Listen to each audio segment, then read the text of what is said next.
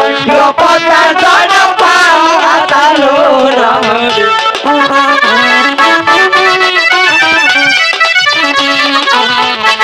এক মাস হইল রে মাস পদ্মার দুই মাস হইল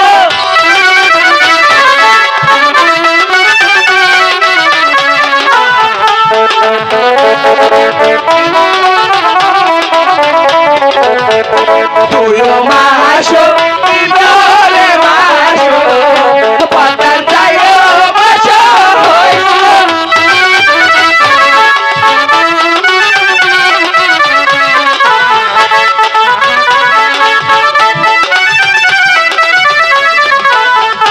তিন মাস চার রে মাস পদ্মার পাঁচ মাস হইল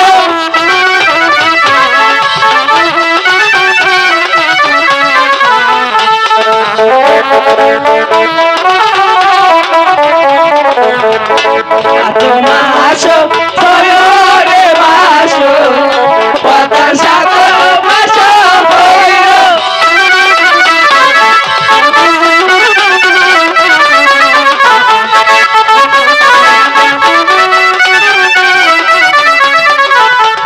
ছয় মাস সাত রে মাস পদ্মার মাস হইল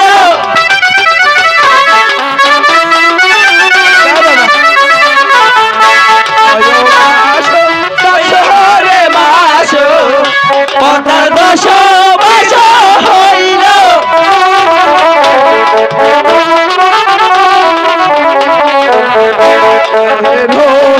পদ্মার দশ পাতালো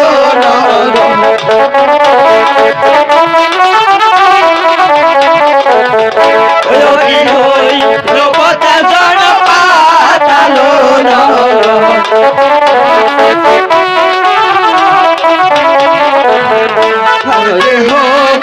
পদ্মার জন্ম পাতালো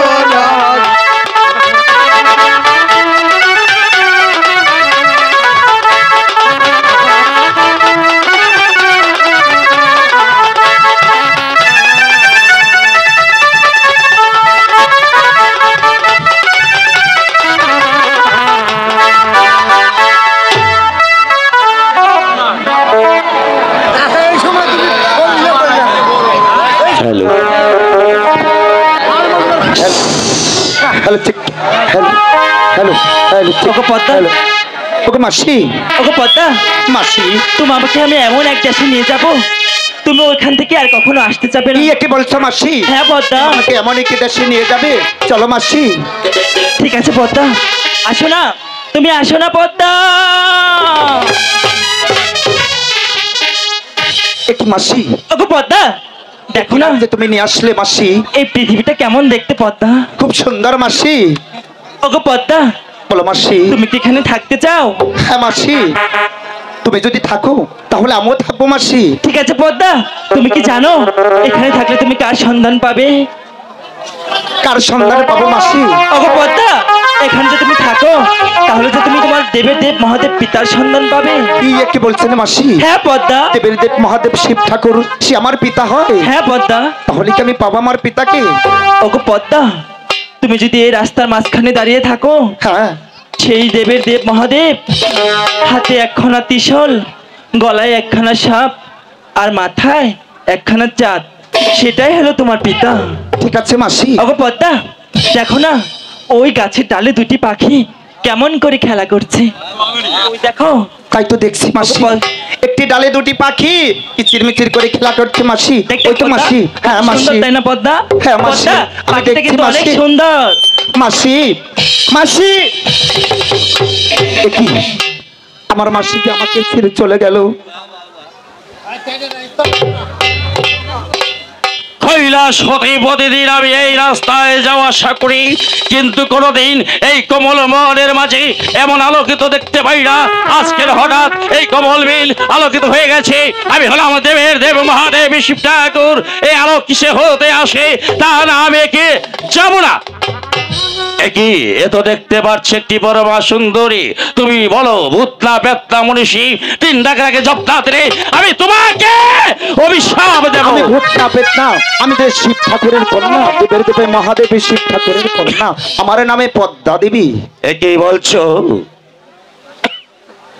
তুমি শিবের কন্যা পদ্মা দেবী?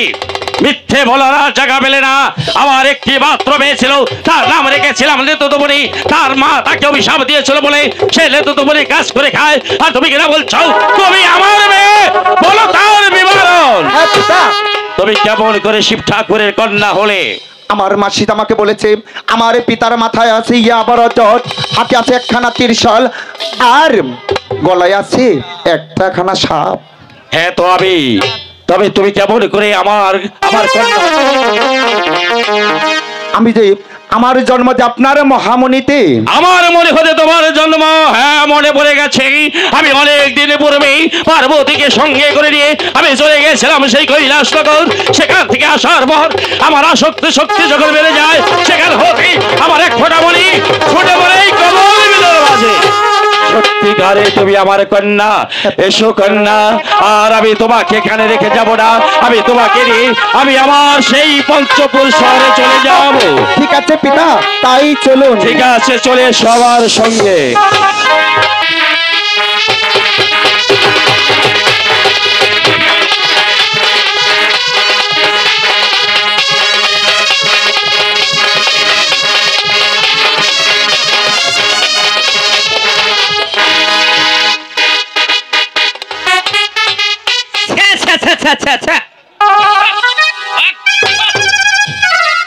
দাদা কার্তিক, আমরা যা দেখতে পেলাম এই পৃথিবীর সবাই এই শিব ঠাকুরকে পূজা করে থাকে, আমরা তাই এই শিব ঠাকুরকে একটি কাজ করতে দেখলাম, একটি যুবতী মেয়ে এনে। তুমি ঠিকই বলেছো দাদা, শিব ঠাকুর এত জঘন্য, তাই তো ঘৃণা লাগছে দাদা যে শিব ঠাকুরকে আমরা পুজো করে আসছি। এই পৃথিবীর মানুষ যাকে দেবতা বলে মানে, সেই শিব ঠাকুর কিনা একটা সুন্দরী মেয়ে নিয়ে। আমার ঘেন্নায় নাক কাটা যাচ্ছে দাদা। তাই তো ভাই, এই পৃথিবীর সবাইকে বলে দিব আমরা তো কখনো পূজা দিব না। এই পৃথিবীর মা বোন যারা পূজা দেয় না কেন, তাদেরকে বলে দেব শিব ঠাকুরকে যেন কোনোদিন পূজা না দেয়। হ্যাঁ দাদা, তুমি চিন্তা করো না, আমি দরকার হলে নগরে নগরে ঘুরে সবাইকে বলে দেব কেউ যেন ওই শিব ঠাকুরকে পুজো না দেয়। সত্যি বলেছো ভাই, তাহলে চলো আমরা এখন আমরা অন্তপুরে। হ্যাঁ দাদা, চলো এই মুহূর্তে আমরা নগরবাসীকে জানিয়ে দেব কেউ যেন শিব ঠাকুরকে পুজো না দেয়। একজন ভণ্ড, একজন লুচ্চা, এত সুন্দরী যুবতী মেয়ে নিয়ে যে চলাফেরা করে, সে কোনোদিন দেবতা হতে পারে না। তুমি চলে এসো দাদা, এই মুহূর্তে আমি নগর মাঝে ঢুলাই করে দেব শিব ঠাকুর ভণ্ড।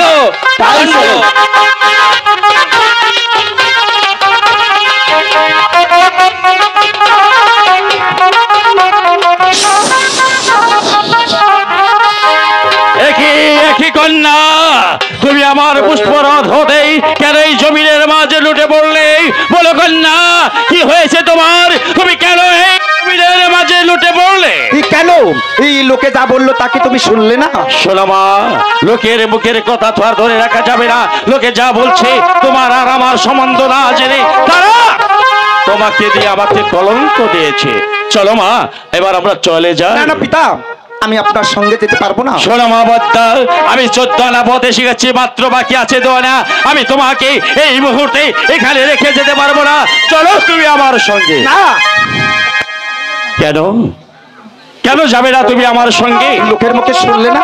আমাকে আমাকে কি বললো? আর লোকে বলবে না মা, চলো তুমি আমার সঙ্গে। আমি যেতে পারি একটি শর্তে। বলো সে কি তোমার শর্ত? তুমি আজ এই মুহূর্তে আমার কাছে যা চাইবে আমি তোমাকে তা সাগরে দান করে দেব। আমি তোমার সঙ্গে যাব, তুমি যদি তোমার হাতের ওই কালনাক আমাকে দাও। না,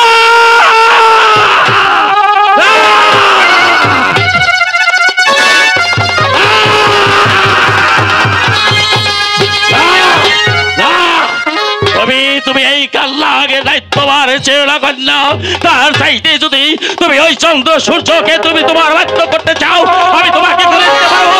কিন্তু এই বিশাল দায়িত্ব আমি তোমাকে দেব না। তাহলে বুঝেছি তুমি আমাকে মেয়ে বলে অস্বীকার করেছো, তোমার ওয়াদা বড় তুমি ভঙ্গ করেছো। হ্যাঁ, আমি যখন তোমার সাথে ওয়াদা করেছি তাহলে আমি তোমাকে বিষাক্ত কাল্লাগিরি দায়িত্বভার তুলে দেব, কিন্তু কাল্লাগিরি দায়িত্বভার তুলে দেওয়ার আগে আমার যে তোমার কাছে 3টি শর্ত আছে। কি শর্ত? আমি যে শর্তগুলো দেব, যে শর্ত যদি তুমি মেনে নিতে পারো তাহলে এই বিষাক্ত সাপের অধিকার আমি তোমাকে দেব। বলো পাইতা, এমন কি 3টি শর্ত? প্রথমত, যার একটি সন্তান তাকে তুমি দংশন করতে পারবে না। হ্যাঁ, আমি কথা দিলাম যার একটি সন্তান আমি তাকে কখনো ধ্বংসনে করব না। আর 2 নম্বর শর্ত হলো, যার নুন খাবে তার সাথে নেমো খারামি করতে পারবে না। আমি কথা দিলাম যার ননি খাবো তার সাথে আমি নেমো খারামি করব। ঠিক আছে, 3 নম্বর শর্ত, আমি তোমাকে এই কাল্লাগিরি দায়িত্বভার আমি তোমার হাতে অর্পণ করার পরে আমি তোমার 3 নম্বর শর্ত বলে আমি এখান থেকে তোমার কাছ থেকে চলে যাব। ঠিক আছে, এবার বসো তুমি পদ্মার আসরে, আমি তোমাকে এই বিষাক্ত কাল্লাগিরি দায়িত্বভার আমি আসতেই তোমার হাতে তুলে দেবো। পদ্মা, বসো বসো তুমি পদ্মার আসরে।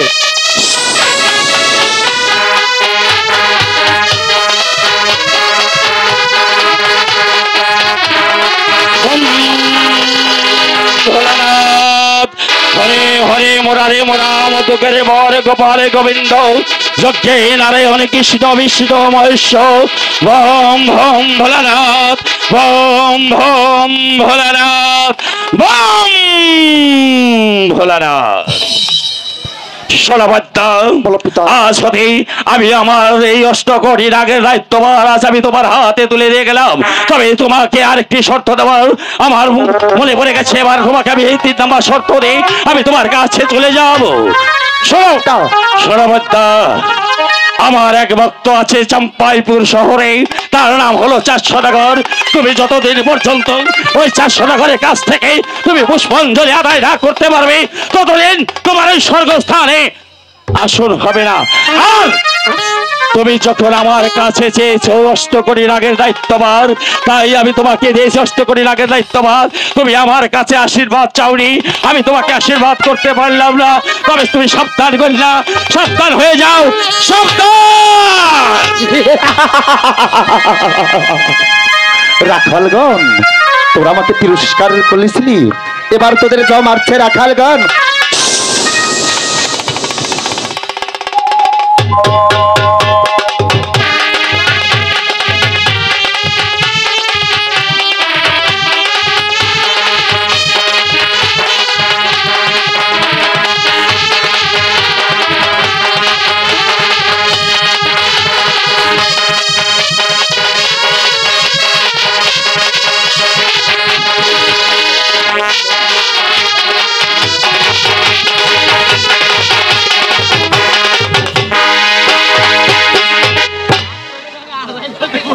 দাদা, দাদা, ভাই কার্তিক, চলো দাদা, আমরা গরুগুলো ওই মাঠে চড়াবো। তাই চড়াবো ভাই। ওই তো পূর্ব দিকে মাঠে গরু চড়িয়ে আমরা 2টি ভাই ওই বৃক্ষের নিচে একটু ঘুমিয়ে নিব। ঠিক আছে দাদা। তাই তো ভাই, আমার তো পুরনো একটি কথা মনে পড়ে গেল ভাই। আবার কি হলো দাদা? হ্যাঁ ভাই, তুমি যে আমাকে একটি গান শোনাছিলে, তাকে মনে আছে ভাই? ও দাদা, তুমি গান শুনবে? হ্যাঁ ভাই। ঠিক আছে দাদা, তাহলে শুনো।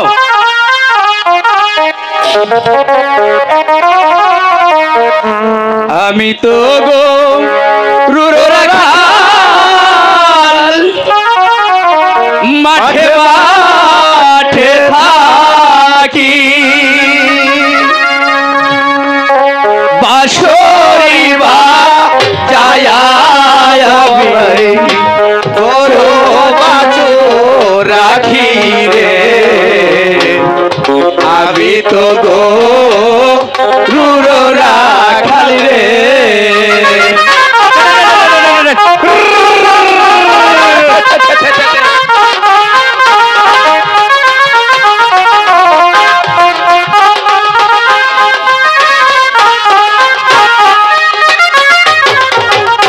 মাঠে মাঠে গরু চড়াই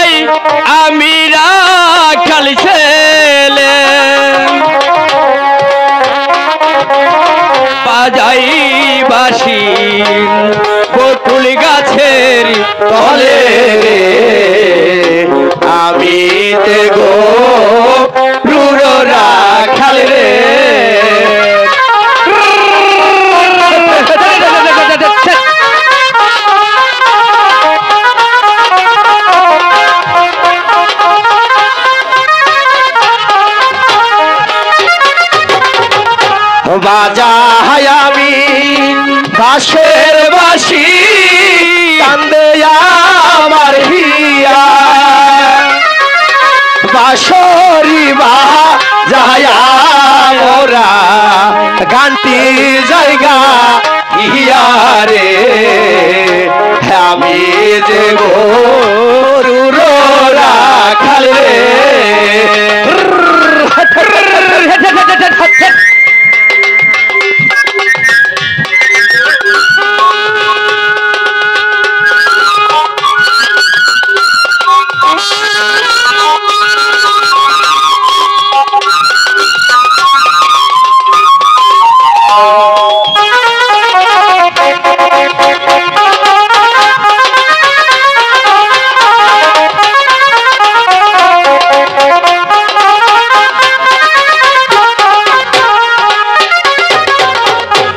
অনেক গোলাম গরু আমার মাঠে মাঠে থাকি অনেক দিনের পরে ওরা এই জায়গাতে আসি গো আমি দেব রুরা খাই গো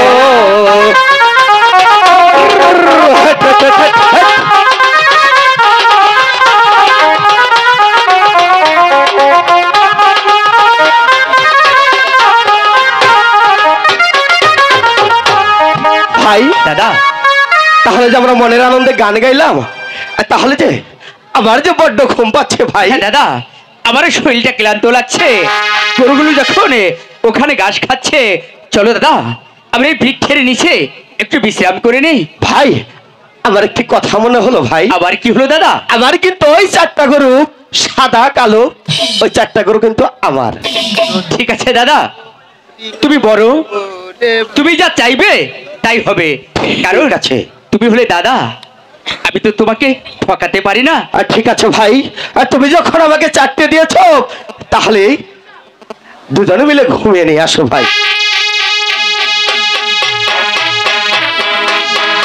ঘুমাও ভাই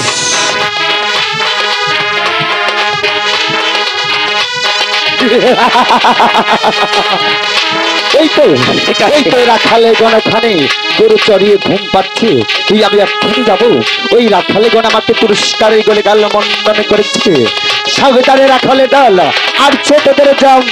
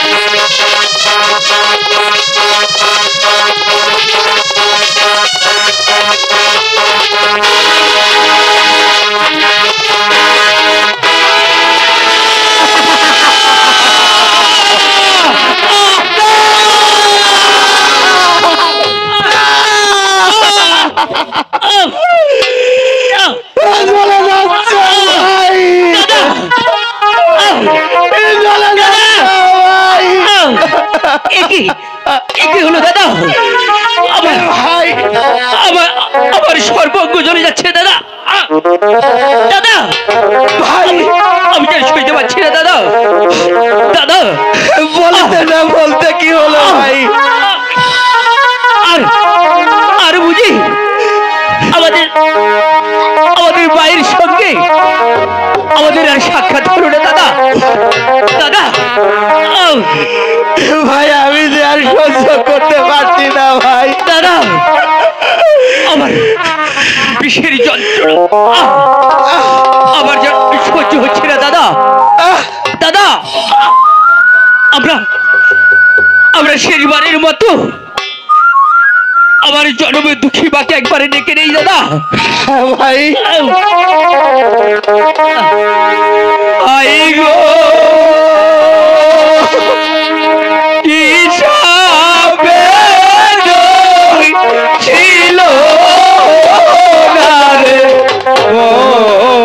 রে আমি সহিতে এ না পারি গো। দাদা দাদা আমি আর কিছু থাকতে পারছি না দাদা।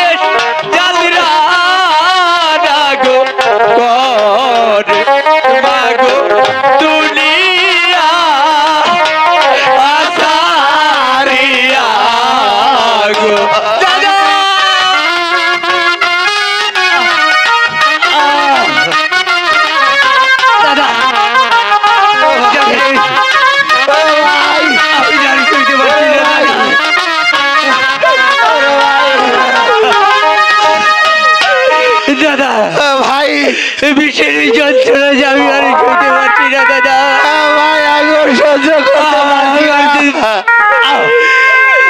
আমার দু চোখ যে অন্ধকার হয়ে আসছে দাদা। তাই তো ভাই, আমি যে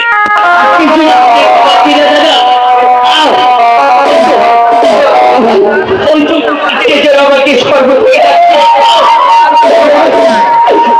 কার্তিক, তুমি শীঘ্র চলে এসো।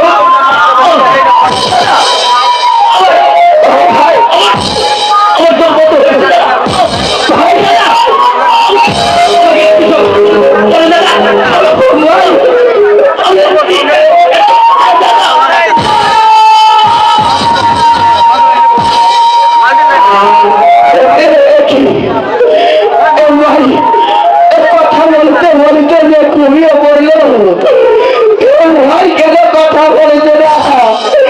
এই কথা বলো ভাই কার্তিক, এই কথা বলো।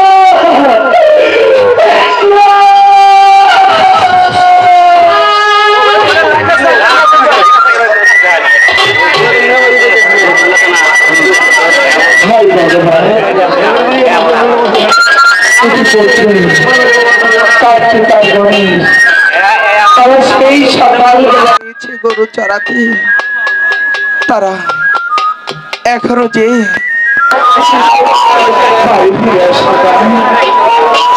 আমি একটু এগিয়ে গিয়ে দেখি ভগবান আমার পুত্ররা কোথায় রয়েছে।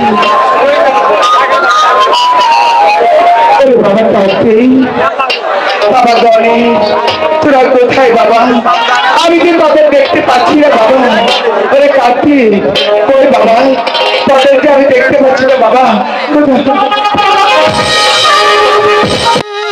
কি আমার কার্তিক গণেশ এভাবে পড়ে আছে কেন? তাহলে আমার কার্তিক গণেশ এরকম নীলবর্ণ ধারণ করেছে কেন? তাহলে কি আমার কার্তিক গণেশকে সর্পে দংশন করেছে?